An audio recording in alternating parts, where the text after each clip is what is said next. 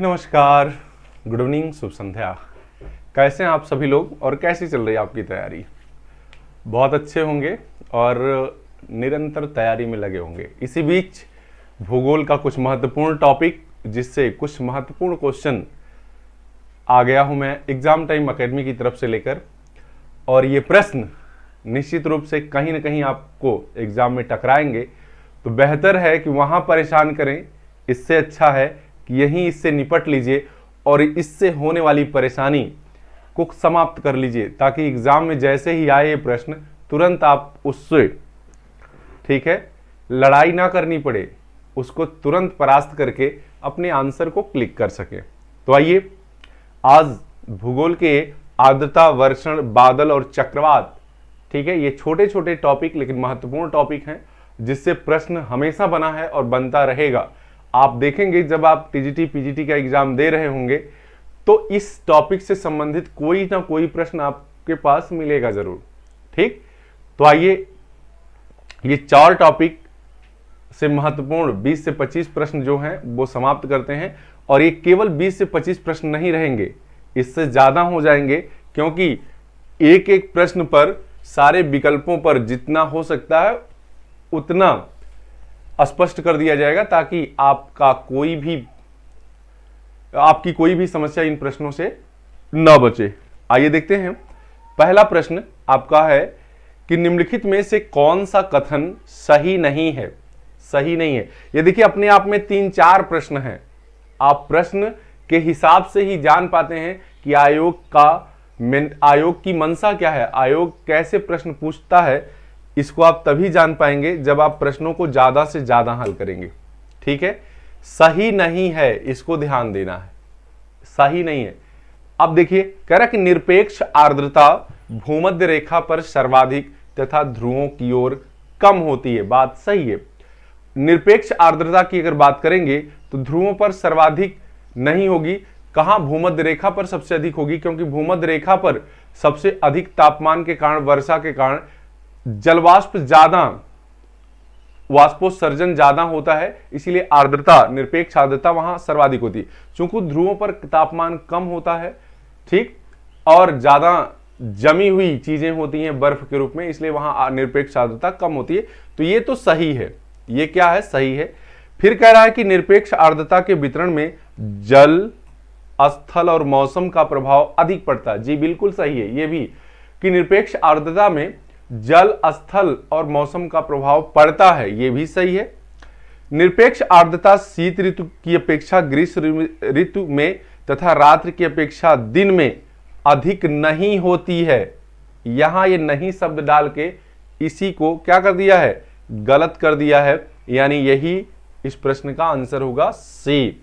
बाकी चौथे पे आप विचार कर लीजिए, क्योंकि कोई भी प्रश्न के रूप में आ सकता है कि महासागरों से दूरी बढ़ने के साथ साथ निरपेक्ष आर्द्रता की मात्रा घटती जाती है। सही बात है कि महासागर से जैसे ही स्थल की तरफ हम बढ़ते हैं, चूंकि आर्द्रता वहीं अधिक होगी जहां पर पानी अधिक होगा, तो महासागर से जैसे जैसे दूरी बढ़ती जाएगी वैसे वैसे निरपेक्ष आर्द्रता कम होती जाएगी। कैसा लगा, कैसी लगी इसकी व्याख्या, ठीक है, बताते जाइएगा। आप लोग कमेंट कम करते हैं, प्रश्न को देख लेते हैं और आराम से रख देते हैं, लाइक, शेयर और सब्सक्राइब भी नहीं करते। यही है कि जो चीज फ्री में मिल जाती है इसका लोग मतलब नहीं निकालते हैं। ठीक है, अभी यही चीज कहा जाता है कि नहीं 100 रुपया, 200 रुपया, 500 रुपया में चलाया जाएगा आपका एक एक सीरीज के टाइप, तो आप उस पर बहुत ज्यादा दौड़ते। ठीक है, आने वाले समय में आपका एग्जाम जब नजदीक होगा तो 10 सेट मैं भी कराने वाला हूं, 125-25 का, बस उस पर काम शुरू करने वाला हूं। फिलहाल अभी आप देख लीजिए टॉपिक वाइज सारी चीजें, फिर उस पे लगते हैं। कह रहा है कि वायु के एक नमूने में वास्तविक नमी की मात्रा संतृप्त वायु की उसी मात्रा में तथा उसी तापमान पर निहित आर्द्रता का प्रतिशत कहलाता है। बहुत ही जबरदस्त टाइप का ये क्वेश्चन है, आप एक बार फिर से पढ़िएगा इसके प्रश्न को। कह रहा है वायु के एक नमूने में वास्तविक नमी की मात्रा संतृप्त वायु की उसी मात्रा में तथा उसी तापमान पर निहित आर्द्रता का प्रतिशत कहलाता है। तो ये परिभाषा जो है सापेक्ष आर्द्रता की है। किसकी है? सापेक्ष आर्द्रता। ये तीनों आर्द्रता निश्चित रूप से आप देख लीजिएगा, ठीक।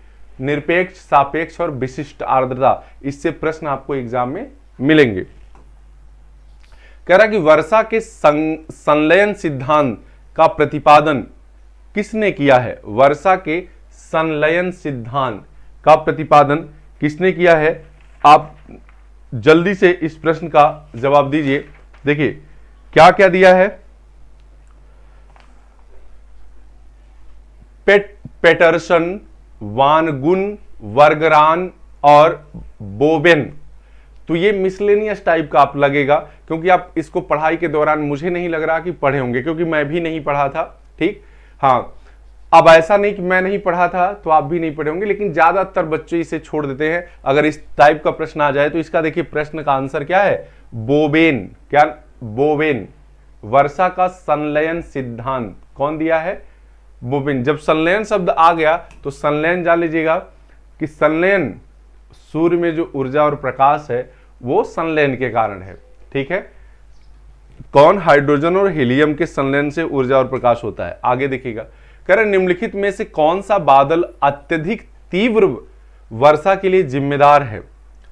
अत्यधिक तीव्र वर्षा के लिए कौन सा बादल जिम्मेदार है? तो जब बादलों के प्रकार आप पढ़े होंगे तो ये सभी बादल पक्षाव स्तरीय, वर्षा स्तरीय और कपासी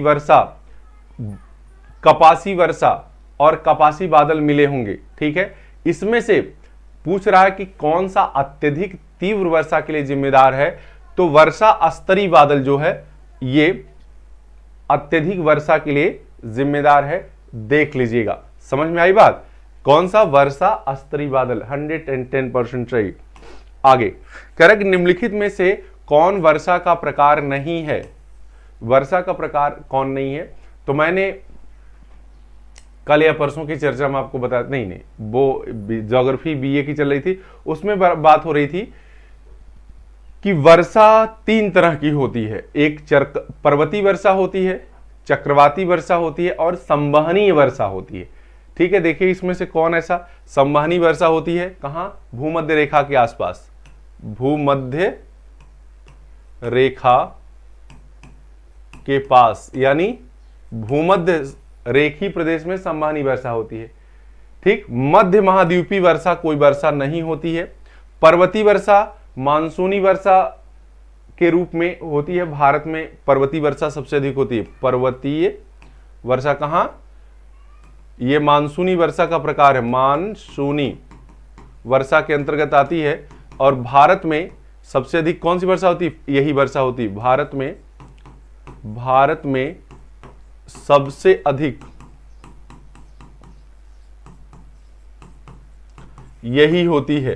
समझ में आई बात? और किससे होती है भारत में वर्षा? दक्षिण पश्चिम मानसून से। दक्षिण पश्चिम मानसून ही मालाबार पर टकराता है सबसे पहले 5 जून को, और उत्तरी भारत में पहुंचता है ये 15 जून को। टकराने को प्रस्फोट कहते हैं भारत की अगर बात करें। फिर हिमालय से टकरा कर और पठार के कगार से टकरा कर, फिर गारो खासी जयंतियां पहाड़ियों से टकरा कर जबरदस्त वर्षा करती है, ठीक है ना जी। चक्रवाती वर्षा आपको पता है कि गर्मियों में होती है, कि कहां? गर्मियों में और सर्दियों में हो जाती है, ठीक। तो इस प्रश्न का आंसर आपको मिल गया। कह रहा है कि वर्षा वाले दिन में दोपहर के बाद इंद्रधनुष किस दिशा में देखा जाता है? तो इंद्रधनुष का जो कॉन्सेप्ट आप समझ लीजिए, इंद्रधनुष जो है हमेशा विपरीत, सूर्य के विपरीत बनेगी। लिख लीजिएगा, इंद्रधनुष हमेशा सूर्य के विपरीत दिशा में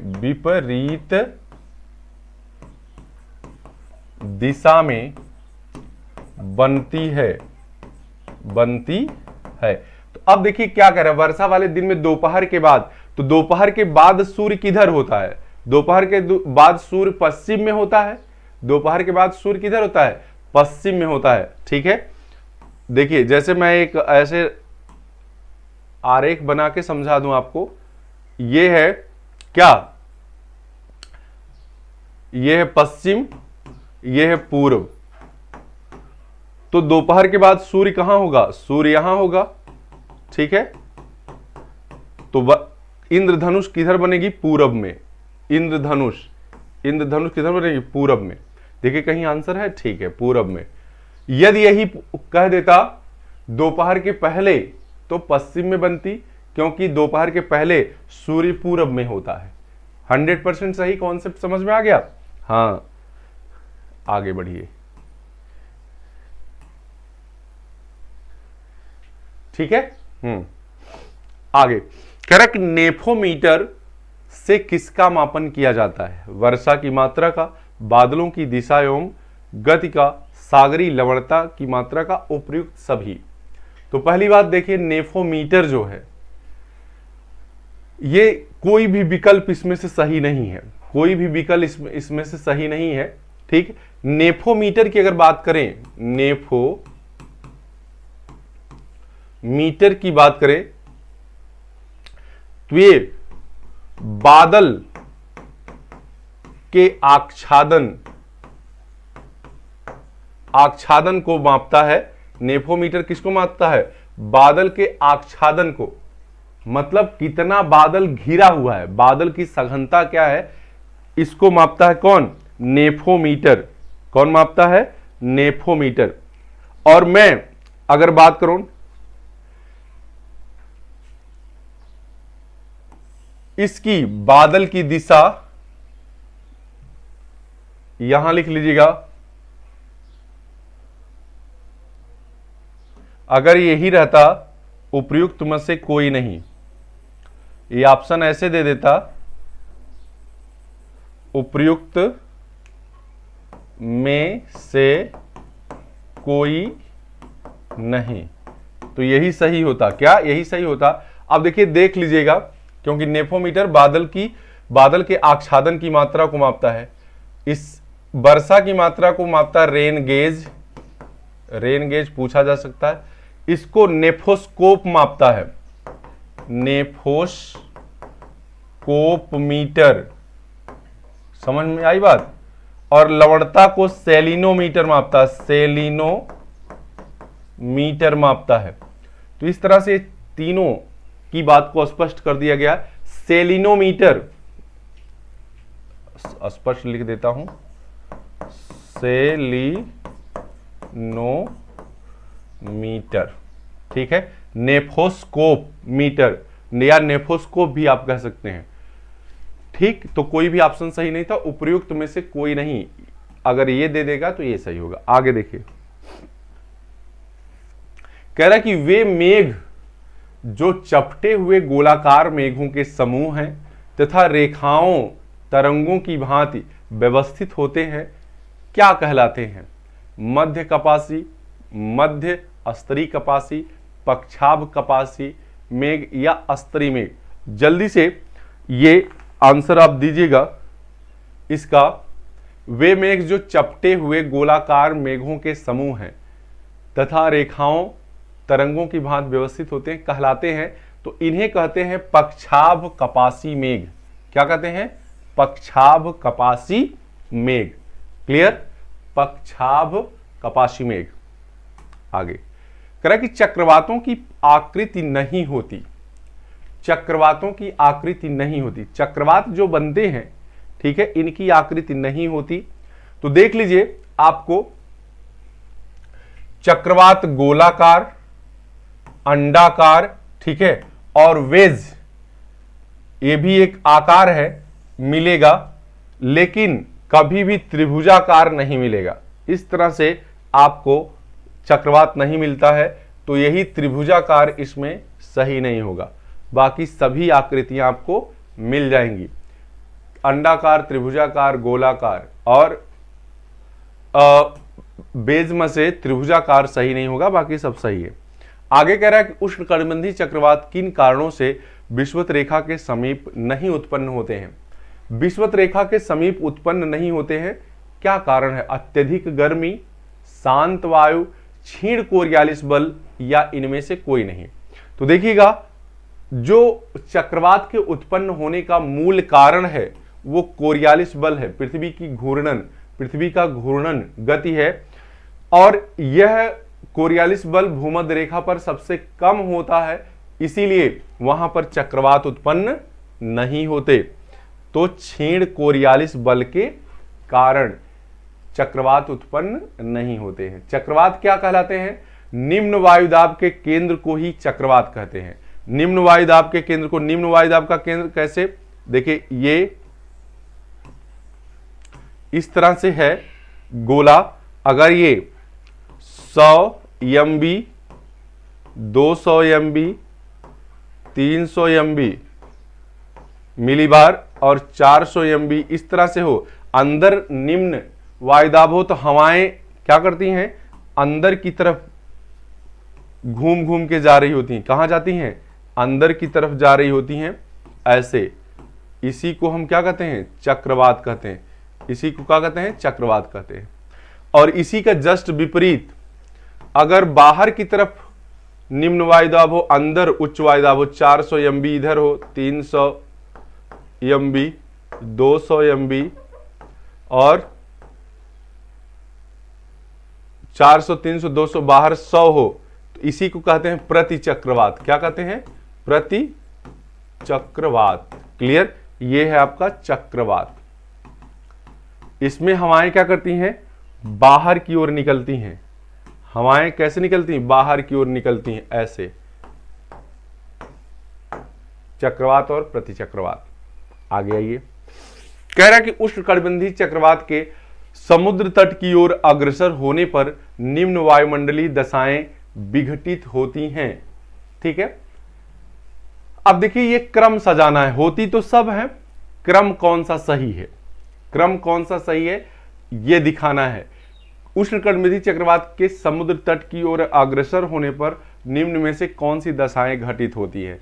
तेज हवाओं के साथ मूसलाधार वर्षा, काले बादल के साथ वायुदाब का गिरना, शांत एवं खुला आकाश। देखिए तो सबसे पहले दूसरा घटित होगा, ठीक है, 1 नंबर, फिर तेज वर्षा होगी 2 नंबर और लास्ट में 3 नंबर। 2 1 3, 2 1 3, इसका पहला ऑप्शन सही होगा आपका। क्या सही होगा? पहला। सबसे पहले तेज हवाओं के साथ, सबसे पहले काले बादलों के साथ वायुदाब गिरेगा, इसके बाद तेज वर्षा होगी, फिर शांत और खुला आकाश हो जाएगा। क्लियर?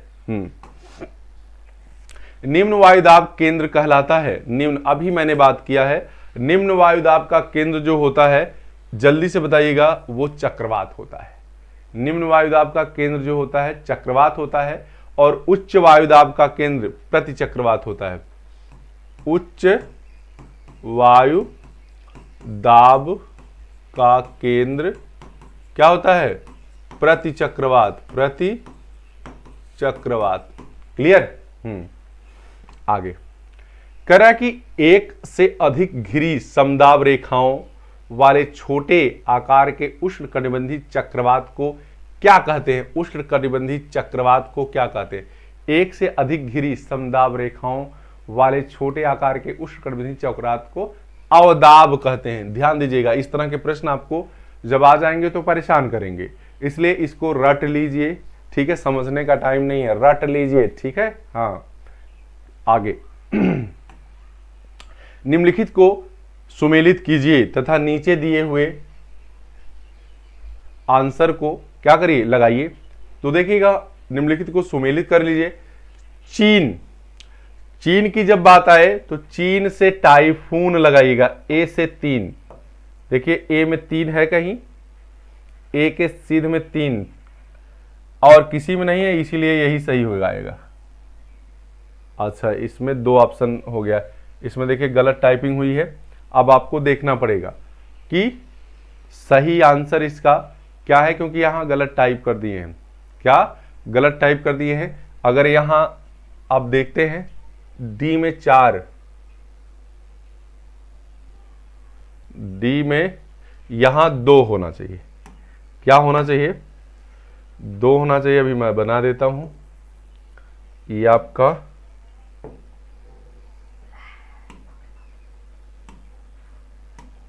हाँ, ये आपका क्या है? ये 2 कर लीजिएगा।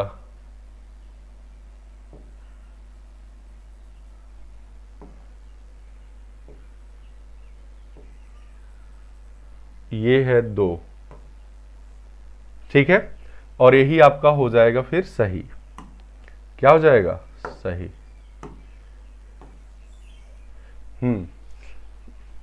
पश्चिम बंगाल की खाड़ी में चक्रवात आता है। हरिकेन, हरिकेन कहां आता है?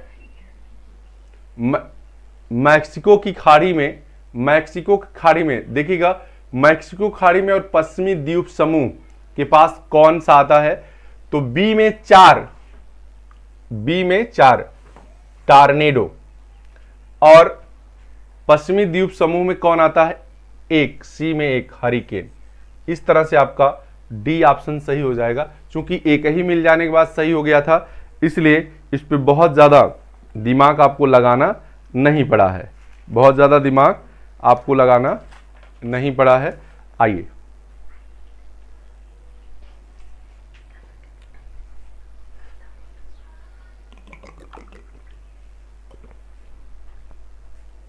हाँ, अब एक गला सूख जाता है भाई, पानी पीना पड़ता है। कह रहा है कि फिर निम्नलिखित को मिलाना है सूची से। ये बार बार कर लीजिएगा, एक प्रश्न तो जरूर छपेगा, एक प्रश्न यहां से जरूर आएगा। हरिकेन, टाइफून, बिलीबिली और चक्रवात। तो बंगाल की खाड़ी जो भारत से, पहले तो डी में 2 लगा लीजिए, डी में 2 लगाइए, और डी में देखिए कहीं 2 है, बस ये भी तुरंत लग गया, ठीक है, ये भी तुरंत लग जाएगा। समझ में आ रही बात? डी में यक्के ऑप्शन में है ये है। अब वहां से आप चेक कर सकते हैं, हरिकेन कैरिबियन सागर, टाइफून पश्चिमी उत्तरी प्रशांत महासागर, ठीक है, या उसे चीन सागर भी कहते हैं। बिलीबिली, ठीक है, बिलीबिली, बिलीबिली देखिएगा, 1 लग गया, 2 लग गया, बचा कौन सा है? बिलीबिली तो बचा है। बिलीबिली दक्षिणी प्रशांत महासागर, ऑस्ट्रेलिया के पास ये बिलीबिली होता है। बिलीबिली कहां होता है? ऑस्ट्रेलिया के पास। तो इस तरह से आपके चारों ऑप्शन सही हो गए। डी, ए में 3, बी में 1, सी में 4 और डी में 2। आगे कह रहा है कि कैरिबियन सागर में उत्पन्न होने वाले तूफान को कहते हैं। कैरिबियन सागर में कौन सा तूफान? अभी इससे रिलेटेड प्रश्न किया गया है, जल्दी से बताइएगा। तो कैरिबियन सागर में आता है हरिकेन। कौन सा आता है? हरिकेन, ठीक है। टाइफून आता है जापान सागर, चीन सागर या चीन के पास। बंगाल की खाड़ी में आता है आपका क्या? चक्रवात, ठीक है। और चीनूक एक स्थानीय हवा है। क्या है? स्थानीय हवा। ये स्थानीय हवा है। कहां बहती है? रॉकी पर्वत, रॉकी पर्वत यूएसए, ठीक है। ये कैरिबियन सागर, कैरिबियन सागर, ये है चीन सागर, ये है बंगाल की खाड़ी। तो इस तरह से कोई भी आए आप लगाएंगे मस्ती से, क्योंकि इसे ही कहते हैं अगर इतनी तैयारी आपकी हो गई तो दुनिया की कोई ताकत सिलेक्शन से रोक नहीं सकती, ठीक है ना जी। निम्न में से कौन सा युग्म सुमेलित नहीं है? निम्न में से कौन सा युग्म सुमेलित नहीं है? टाइफून चीन, ये तो सही सुमेलित है। टार्नेडो संयुक्त राज्य America, willy West Indies, hurricane Caribbean सागर। तो देखिएगा कौन सा सही नहीं है, आप बताइए जल्दी से। अगर आप देखेंगे टाइफून चीन से संबंधित है, टार्नेडो संयुक्त राज्य अमेरिका से, बिली जो है ये वेस्ट इंडीज से नहीं है, वेस्ट इंडीज से नहीं है, ठीक है। हरिकेन भी सही है।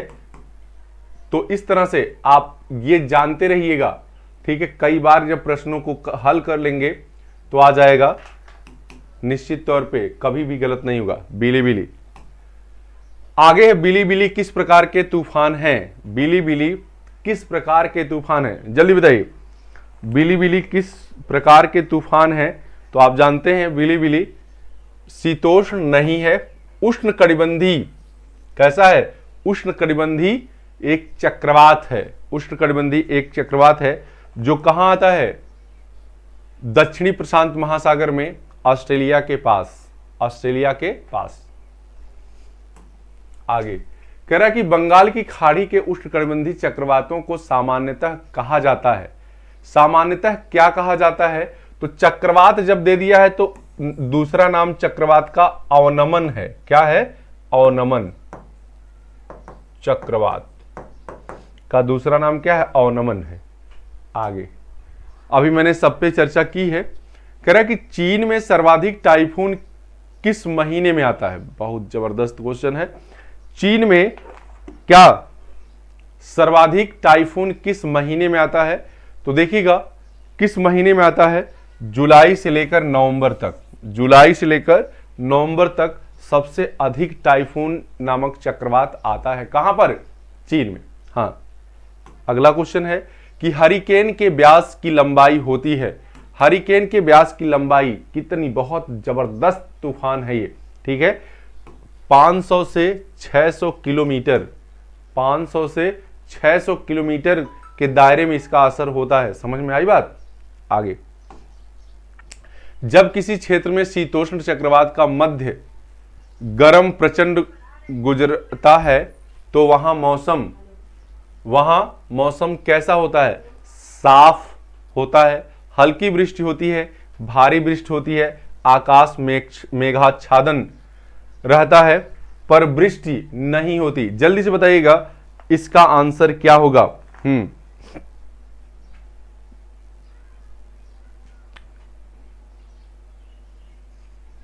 साफ होता है, हल्की वृष्टि होती है, क्या होता है तो जान लीजिएगा। जब किसी क्षेत्र में शीतोष्ण चक्रवात का मध्य गर्म प्रचंड गुजरता है तो वहां पर भारी वृष्टि होती है। क्या होता है? भारी वर्षा होती है। ध्यान दीजिएगा, भारी वर्षा क्या होती है? भारी वर्षा होती है। आगे है कि ध्रुवीय वाताग्र सिद्धांत निम्न में से किसकी उत्पत्ति एवं गतिशीलता की व्याख्या करता है? तो ध्रुवीय जो वाताग्र सिद्धांत है वो उष्णकटिबंधीय चक्रवातों की व्याख्या करता है और ये वर्कनीज का सिद्धांत है। ठीक है, किसका? वर्कनीज का सिद्धांत। ध्रुवीय वाताग्र सिद्धांत। अच्छा, एक चीज देखिएगा, शीतोष्ण बदल दीजिएगा, क्योंकि थोड़ा सा अगर ध्यान इधर उधर होता है तो दिक्कत खड़ी हो जाएगी। ध्रुवीय वाताग्र सिद्धांत पहले देख लीजिए। ध्रुवीय वाताग्र सिद्धांत दिया किसने है? वर्कनीज ने। वर्कनीज, ये भी पूछा जाएगा, ठीक। और ये शीतोष्ण कटिबंधीय चक्रवात से संबंधित है। किससे है? शीतोष्ण चक्रवर्ती सिद्धांत, शीतोष्ण कटिबंधीय चक्रवात से संबंधित है। आगे, ध्रुवीय वाताग्र सिद्धांत निम्न में से किसकी उत्पत्ति एवं गतिशीलता की व्याख्या करता है? तो आप अभी जान पाए हैं, शीतोष्ण कटिबंधीय चक्रवात की। किसकी? शीतोष्ण कटिबंधीय चक्रवात की। आगे बढ़ जाइए। शीतोष्ण चक्रवात निम्न में से किसके द्वारा अभिलक्षित होते हैं? शीतोष्ण कटिबंधीय चक्रवात निम्न में से किसके द्वारा अभिलक्षित होते हैं? जल्दी से बताइए इस प्रश्न का आंसर। किसके द्वारा अभिलक्षित होते हैं? तो वाताग्र के द्वारा। वाताग्र के द्वारा। वाताग्र क्या होता है? जब दो विपरीत गुणधर्म वाली हवाएं एक दूसरे से टकराती हैं, ठीक है, तो हमेशा गर्म वायु ऊपर उठ जाती है और ठंडी वायु नीचे की तरफ। तो इससे बनने वाली आकृति जो क्या कहती? वात के आगे का भाग ही क्या कहलाता? वाताग्र कहलाता है। वाताग्र। क्लियर? तो ये थे आपके 25 क्वेश्चन, 4 टॉपिक से महत्वपूर्ण 25 क्वेश्चन। कैसा लगा आपको वीडियो? कैसी लगी व्याख्या? कमेंट जरूर करिए। यहां से 1 से 2 बार आप निश्चित तौर पे पढ़िए, आपके सारे प्रश्न हल होंगे। धन्यवाद सुनने के लिए।